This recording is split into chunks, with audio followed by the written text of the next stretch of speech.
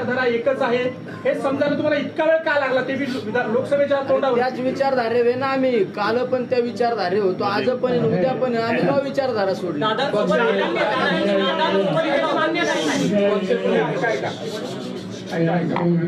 पक्षाच्या वतीनं पाण्याची जागा लावण्याचा विचार आला त्यावेळेला पाण्यामध्ये लढण्याच्यासाठी तयार असावे आणखी आमचे काही सहकार्य होते.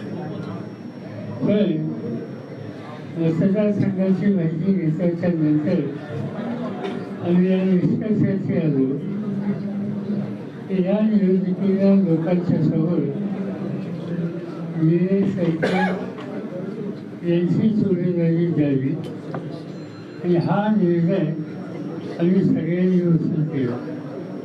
पारणे